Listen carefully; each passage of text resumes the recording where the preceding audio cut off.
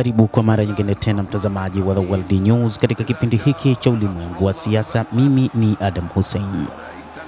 Mwili wa aliyekuwa kiongozi mkuu wa serikali ya mapinduzi ya Kiislamu Ayatollah Al-Khamenei utasafirishwa kutoka Iraq hadi Iran kwa ajili ya mazishi.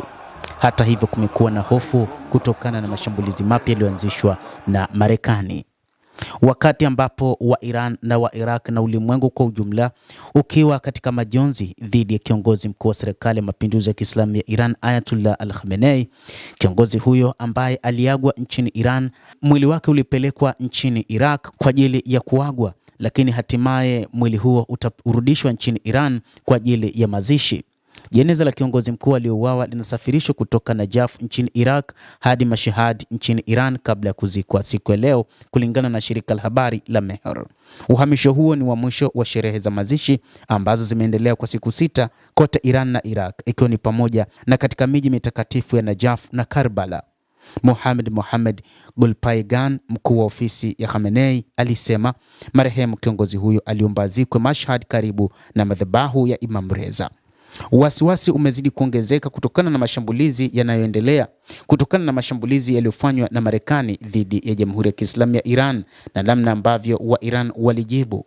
Hata hivyo, taarifa zinaeleza kwamba wa Iran wamesema wapo tayari kwa ajili ya kuzika mwili huo na idadi kubwa ya watu wataenda kuzika mwili huo.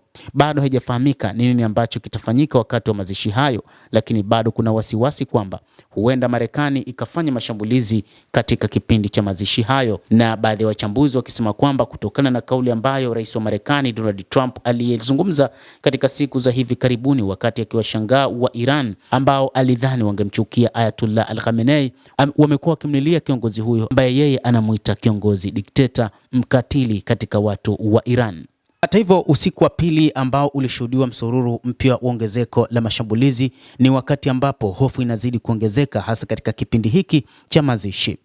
Viongozi nchini Iran akiwemo Abbas Araghchi, waziri wa mambo ya kigeni, amesema kwamba Marekani imeanzisha mashambulizi haya kwa sababu tu ya kuvuruga mazishi ya aliyekuwa kiongozi wa mkuu Ayatollah Al-Khamenei. Miji kadhaa kando ya pwani ya kusini mwa Iran imelengwa kwa mashambulizi, ikiwa ni pamoja na mji muhimu wa bandari wa Bandar Abbas ambapo milipuko kadhaa imeripotiwa. Katika visiwa vya karibu na mlango wa bahari wa Hormuz, ikiwa ni pamoja na Qashim na Abu Musa, pia kulikuwa na ripoti za mifumo ya ulinzi wa anga kuwashwa pamoja na milipuko.